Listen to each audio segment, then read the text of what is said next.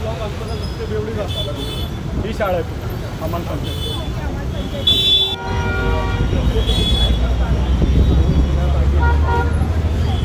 Mafia सीधा attend करके bank के permission दी जाती है.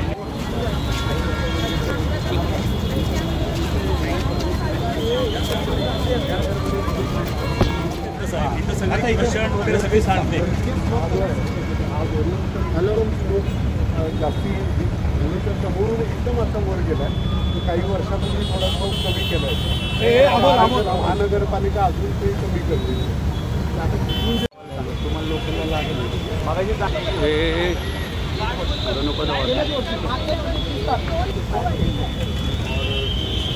ये इधर सामने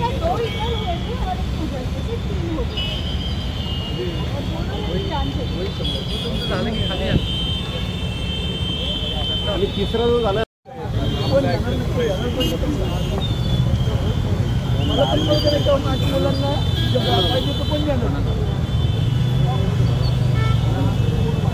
कुठल्या काही दुसऱ्या गोष्टी करायला माझ्या कुठल्या पण ते एवढ्या गोष्टी असतात काय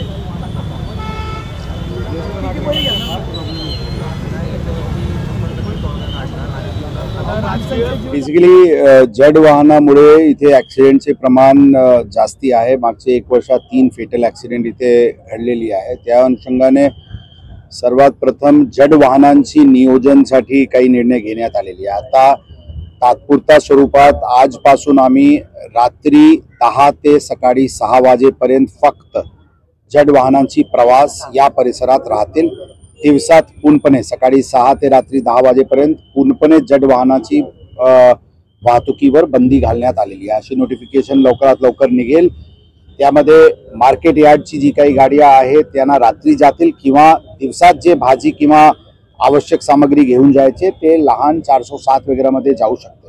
RMC डंपर्स इत्यादी सर्व प्रकारचे वाहतुकीवर बंदी दिवसात करण्यात आलेली आहे.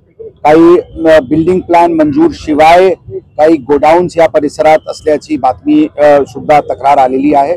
त्या अनुषंगाने ती गोडाऊन्स प्रथमरित्याने सील करण्यात येत आहे. त्याचे बिल्डिंग प्लॅन्स त्यांनी दाखवलेले नाही. जोपर्यंत ते बिल्डिंग प्लॅन्स दाखवत नाही तोपर्यंत अशा प्रकारचे अवैध गोडाऊन्सला सील करण्यात येत आहे. सगळे जे कन्स्ट्रक्शन वर्क चालू आहे त्यांचे जे मालिक आहे त्यांना पण सूचना रात्रीचे वाहतुकीबद्दल देण्यात आलेली आहे. याचे व्यतिरिक्त काही ठिकाणी जिथून मेजर वाहतुकी अशा प्रकारचे वाहनांची होते तिथे हाईट बॅरियर्स लावण्याचे निर्णय घेण्यात आलेले आहे. फक्त एक वेळा फायर ब्रिगेड आणि ॲम्ब्युलन्सेसचे मुवमेंटवर काही विपरीत परिणाम तर नाही होणार ही आम्ही फायर ब्रिगेडची चर्चा करत आहे. परंतु एका ठिकाणी आत्ता ही निर्णय पॉलिसी डिसिजन झालेली आहे की तिथे हाईट बॅरियर लावण्यात. त्याचे व्यतिरिक्त काही दारूचे जे दुकान आहे त्याचे मुळे या परिसरात चौकात दारूची कन्झम्पशन किंवा दारूचे दुकानाचे बाजूला चकनाचे दुकान आणि त्याच्यावर जे इनडिसिप्लिन होत आहे अशा प्रकारचे नागरिकांची तक्रार होती की जे 2-3 ठिकाण आहे प्रथमदर्शनी त्यांचे व्हायलेशन दिसून येत आहे.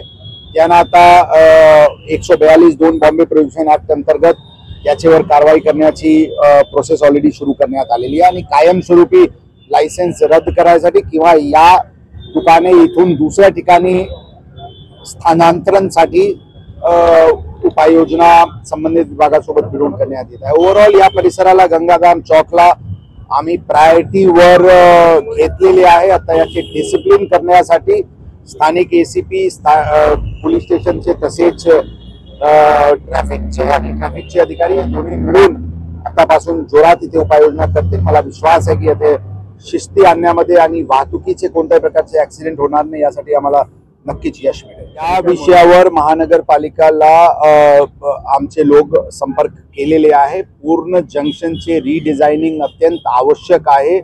काही एरिया वायडनिंगची गरज आहे.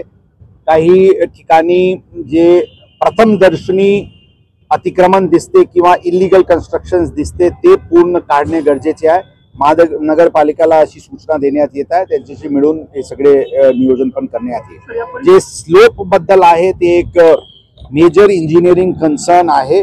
महानगरपालिकांनी पूर्वी काही ग्रेडियंट कमी करण्याची प्रयत्न केला होता, परंतु जितके पाहिजे तितके यश किंवा तितके रिझल्ट त्या प्रकरणातून दिसून आलेली नाही। याबद्दल नक्कीच महानगरपालिका सोबत मिळून काही ना काही आवश्यक करेक्टिव्ह मेजर्स घेण्यात। मी सांगितले या परिसराला डिसिप्लिन करण्यासाठी युद्ध पातळीवर उपाययोजना स्थानिक अधिकारी आमचे करतील। आम्ही 1 आठवड्यानंतर परत इथे येऊन आढावा घेऊ आणि परत स्थानिकांची पण चर्चा करू। मला विश्वास आहे की यामध्ये आमचे प्रयत्नाला यश नक्कीच आम्ही ऑलरेडी सांगितले, महानगरपालिकाशी संपर्कात आम्ही आहोत। या एरियाचे पूर्ण आढावा घेऊन जे काही अनधिकृत बिल्डिंग कन्स्ट्रक्शन झालेली आहे किंवा होत आहे किंवा जे जसे दारूचे दुकान इथे शाला जवळ आहे अशा आम्हाला लोकांनी सांगितले, 100 यार्डचे आत शाला असताना अशा प्रकारचे दारूचे दुकान असणे मेन चौकवर ज्याच्यामुळे वाहतुकीची अडचण होत आहे ही योग्य नाही आहे। त्याचे अशा प्रकारचे करेक्टिव्ह स्टेप्स मोठ्या प्रमाणात घेण्यात येईल।